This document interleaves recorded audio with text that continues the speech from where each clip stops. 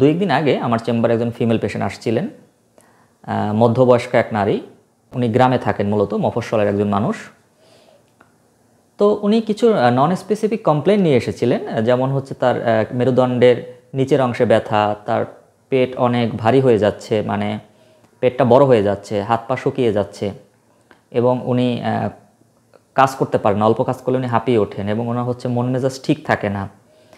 তো এই non specific কমপ্লেন্টসগুলো শুনে আসলে আমি বুঝতে পারছিলাম না তিনি কী সমস্যা আক্রান্ত। তার সাথে দুজন রিলেটিভ আসছিলেন, তারাও বলতেছিলেন এরকম তার সমস্যাগুলোর কথা দীর্ঘদিন ধরে, এবং অনেক ডাক্তার দেখিয়েছেন। তো রিসেন্টলি একজন অর্থোপেডিক সার্জনকে দেখিয়েছেন, তো আমি তার প্রেসক্রিপশনটা দেখলাম। তো তিনি হচ্ছে যে তার যে হাড়ের ব্যথা, মেরুদণ্ডের ব্যথা, সেই অনুযায়ী তাকে চিকিৎসা দিয়েছেন। তো এরকম করতে করতে হঠাৎ করে যখন কোনো কিছু ফাইন্ড আউট করতে পারছিলাম না, তিনি আসলে কেন আমার কাছে আসলেন, বা তিনি মনে করছেন যে তার কিডনি সমস্যা হচ্ছে। যেহেতু আমি কিডনি রোগী দেখি, আমি চিন্তা করলাম যে তার কিডনি সমস্যা কেন হবে। যেহেতু তার কোমরের দুপাশে ব্যথা, চারপাশে ব্যথা, তিনি মনে করছেন তার কিডনি সমস্যা হচ্ছে। ঠিক আছে, কিন্তু তার হিস্ট্রি নেওয়ার একটা পর্যায়ে গিয়ে তার যে ভাই, তিনি একজন ফার্মেসি ম্যান, তিনি বলেন যে তার বোন একটি ওষুধ অনেক দিন ধরে খাচ্ছে, প্রায় 1 বছরের অধিক সময় ধরে খাচ্ছে। তো কোন ওষুধটা খাচ্ছে? তো আমি দেখলাম তিনি যে ডাক্তারকে দেখিয়েছেন, একজন অর্থোপেডিক সার্জনকে, তিনি তার এই যে কোমরে ব্যথা, হাড়ে ব্যথা, এর কারণে তাকে স্টেরয়েড জাতীয় একটি ওষুধ দিয়েছিলেন, মেথিপ্রেড নামে পাওয়া যায়। সেই ওষুধটা দিয়েছিলেন, আমি প্রেসক্রিপশন দেখলাম 5 দিন খাওয়ার জন্য। ডাক্তার সাহেব তাকে সাজেশন দিয়েছিলেন 5 দিন ওষুধটা খেতে হবে। কিন্তু ওই ফিমেল পেশেন্ট, তিনি এই ওষুধটি কারো কোনো কনসালটেশন ছাড়া, এবং ডাক্তার সাহেব তিনি প্রেসক্রিপশন নিচে লিখে দিয়েছিলেন 1 মাস পরে দেখা করার জন্য। তিনি ডাক্তার কাছে পরবর্তীতে আর যাননি, কিন্তু তার ওই যে প্রেসক্রাইবড ওষুধ, বাকিগুলো বাদ দিয়ে তিনি শুধু ওই মেথিপ্রেড, এই ওষুধটি তিনি 1 বছরের অধিক সময় ধরে খেয়ে যাচ্ছেন।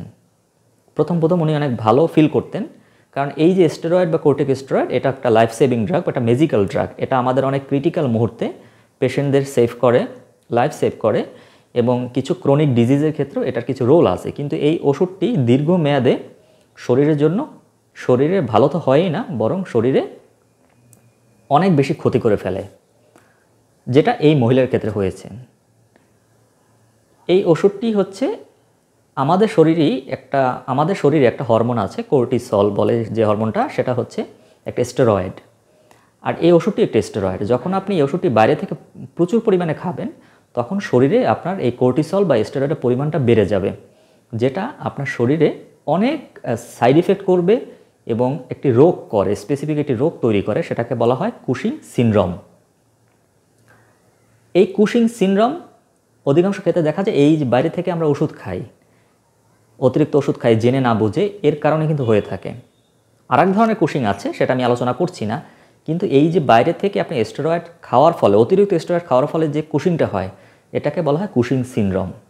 এই মহিলার ক্ষেত্রে এখন তার উপসর্গগুলো মোটামুটি এই সিনড্রোমের সাথে মিলে যাচ্ছে, যে বিশেষ করে তার পেটে ফ্যাট ডিপোজিট হচ্ছে এবং তার হাত পা শুকিয়ে যাচ্ছে। এটা কুশিং সিনড্রোমেরই একটি উপসর্গ। সাথে সাথে তার যে মুড সুইং, তার কোনো কিছু ভালো লাগছে না, এই ওষুধটা যখন উনি খেতে পারেন না, তখনই তার মুড সুইং হয়। এবং হিস্ট্রি নিয়ে জানলাম যে মহিলা হয়েও তিনি নিজে গিয়ে ফার্মেসি থেকে ওষুধ কেনেন এবং কারো তোয়াক্কা করেন না। তার যখন ওষুধ শেষ হয়ে যায়, তিনি এক ফার্মেসিতে না পেলে আরেক ফার্মেসিতে গিয়ে ওষুধটা সংগ্রহ করেন। এবং এই ওষুধটার কিন্তু বিভিন্ন মাত্রা আছে, 2, 4 মিলিগ্রাম, 8 মিলিগ্রাম, 16 মিলিগ্রাম।